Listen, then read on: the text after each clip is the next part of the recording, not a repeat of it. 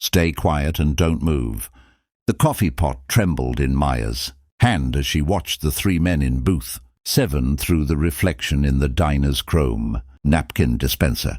She'd been a waitress at Rosie's Diner for 6 years, long enough to recognize trouble when it walked through the door. But this was different. This was the kind of trouble that made the hair on the back of her neck stand up. The man in the center, dark suit, silver at his temples, commanding presence, sat with his back to the room. A rookie mistake, her cop father would have said. The 2 men across from him smiled too much. Their eyes smiled too little. Maya had served them 20 minutes ago. Coffee, black, 3 slices of apple pie. The suited man had been kind, asked about her daughter's drawing tape to the register. She'd told him about Emma's upcoming 8th birthday. And he'd smiled, genuinely smiled, at the crayon princess. Now, watching their reflection, she saw one of the smiling men reach slowly into his jacket. Time crystallized. Maya's father had been killed in the line of duty when she was 16. Before he died, he'd taught her one thing. When you see something wrong, Maya Bird, you don't look away. You don't freeze. You act. She grabbed the fresh pot of scalding coffee and moved. Stay quiet and don't move, she said sharply as she reached booth 7, positioning herself directly between the suited man and the 2 others. Her voice cut through the diner's muzak like a knife. She locked eyes with the man reaching into his jacket. I've already triggered the silent alarm. Cops are 90 seconds out. She hadn't. The silent alarm had been broken for 3 months. But her voice carried the absolute conviction of truth, steady despite her hammering heart. The kind of certainty that comes from growing up in a cop's household, from learning to project authority even when you're terrified. The 2 men across the booth froze. The one with his hand in his jacket slowly withdrew it, empty. This doesn't concern you, sweetheart, he said, his smile never reaching his dead eyes. You're in my section, Maya replied. Everything here concerns me. The suited man turned slightly, confusion crossing his distinguished features as he looked up at her. She kept the coffee pot raised like a weapon, her other hand on her phone in her apron pocket, thumb hovering over 911. There's a situation developing in booth 7, she said loudly, for the benefit of Lou, the cook, and the handful of other customers. I need everyone to calmly head toward the exit. Lou, Vietnam vet with sharp instincts, didn't ask questions. You heard the lady. Let's go, folks. Free breakfast tomorrow for the inconvenience. The diner emptied in 30 seconds. Now it was just Maya, the 3 men, and the truth hanging in the air like smoke. Ambitious, said the man across from the suited one. Stupid, but ambitious. The police are coming, Maya repeated.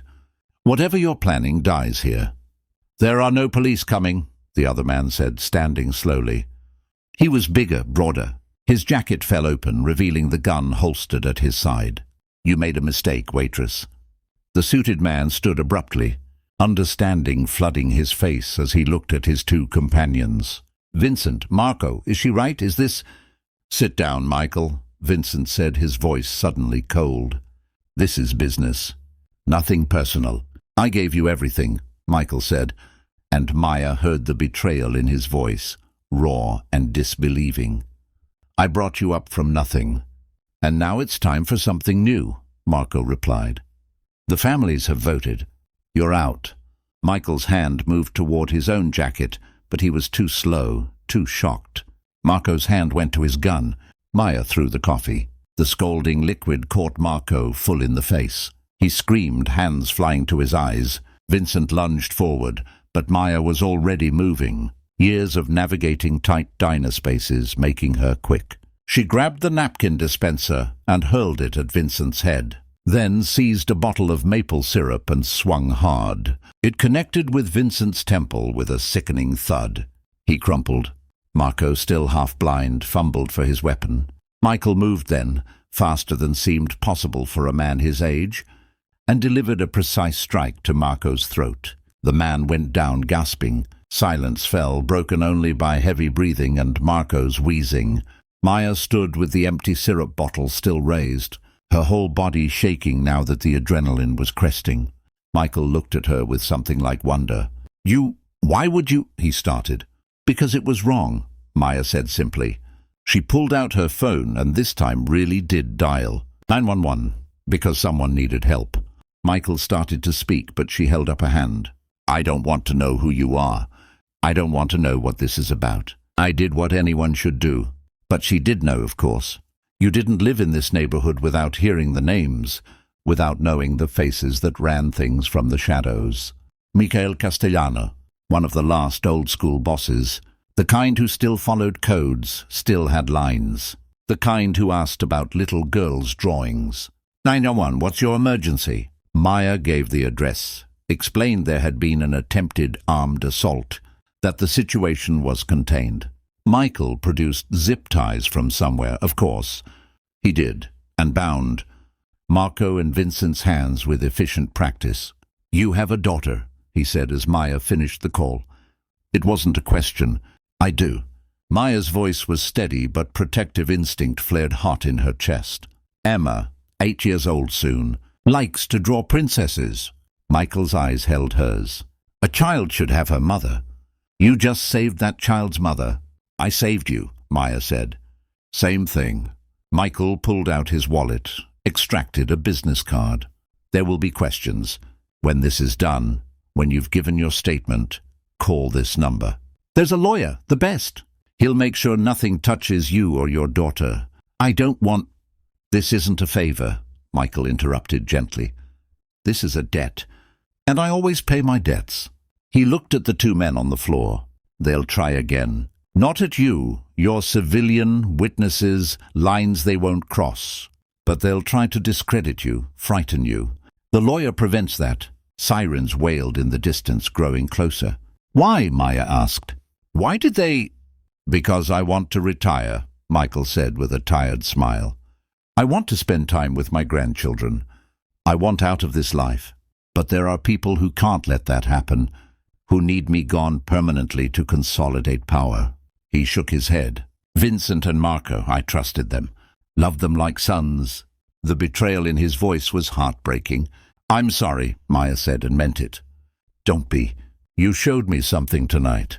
Michael looked at her with sudden intensity. You had every reason to walk away, to pretend you saw nothing, but you didn't. You put yourself between me and death for no reason, except it was right. My dad taught me. Your father taught you well. Michael's voice softened. And Emma is lucky to have you. The police burst through the door then, guns drawn, shouting commands. Maya and Michael raised their hands. She let herself be separated, questioned, processed. The next hours blurred together. Statements at the station. Detective Morrison, her father's old partner, vouching for her character. Michael in a separate room, his lawyer already present. It was dawn when she finally left the station. Lou picked her up, drove her home, told her to take the rest of the week off with pay. What you did was damn brave, he said. Damn stupid, but damn brave. Maya slept fitfully, dreaming of coffee and guns and her father's voice. When you see something wrong, you don't look away. The media storm lasted 3 days. Heroic Waitress foils Mafia assassination. The story went viral, the single mother who risked everything to save a stranger. Interview requests poured in. She declined them all. Michael's lawyer, expensive suit, Harvard accent, absolute competence, handled everything. The district attorney confirmed Maya would face no charges. Her testimony helped secure indictments against Vincent, Marco, and 7 others in the conspiracy. On Emma's birthday, a delivery arrived. A college fund, fully paid, with a note, "For the princess," from a grateful grandfather. Maya called the number on the card. "I can't accept this," she said when Michael answered. "Then don't," he replied. "Accept it for Emma. Let her have the opportunities, the education, the life you want for her." A pause. "I have 3 grandchildren, Maya. I almost didn't get to see them grow up. Because of you, I will. Let me ensure your daughter has the same chance at her dreams." Maya thought about community college classes she couldn't afford, about Emma's mathematical genius that deserved better than underfunded, public schools, about the future she wanted for her little girl. "Thank you," she whispered. "No," Michael said gently. "Thank you." 6 months later, Maya read in the paper that Michael Castellano had successfully retired, power transferred peacefully to new leadership. He'd moved to Florida to be near his daughter and grandchildren. A year after that, Emma started at a prestigious private school for gifted children, her tuition covered by an anonymous scholarship. Maya never saw Michael again. But sometimes late at night when the diner was quiet, she thought about that moment, the choice between safety and action, between looking away and stepping forward. She thought about her father, about the legacy of courage he'd left her, and she thought about the silver-haired man who'd asked about crayon princesses, who'd been betrayed by the people he loved most, who'd taught her that debts of honor mattered. Emma grew up hearing the story, learning the same lesson Maya's father had taught. When you see something wrong, you don't look away, you act. Years later, when Emma graduated top of her class with a full ride to MIT, she included a line in her valedictorian speech. "My mother taught me that kindness is a choice we make, even when it's hard, especially when it's hard, and that sometimes the most important thing we can do is step forward, when everyone else steps back." In the audience, Maya wiped away tears. The world could be brutal and dark. People betrayed each other. Trust was shattered. Violence lurked in booths at all-night diners. But there was also this, the decision to protect instead of ignore, the choice to act instead of freeze, the courage to throw coffee at armed men because it was right. One moment, one choice, ripples spreading outward forever. Maya had saved a life that night at Rosie's diner. But in truth, she'd saved three, Michael's, her own, and Emma's, because she'd shown her daughter the most important lesson of all, that compassion isn't passive, that kindness sometimes requires courage, and that the right thing is still the right thing, even when it's terrifying, especially then, and in a world that often felt too dark, too broken, too cynical. That mattered more than anything. That was the real debt paid, not in college funds or lawyers, but in the understanding that humanity persisted in the smallest moments, the bravest choices, the hands that held coffee pots like weapons and stood between strangers and death. "Stay quiet and don't move," she'd said that night.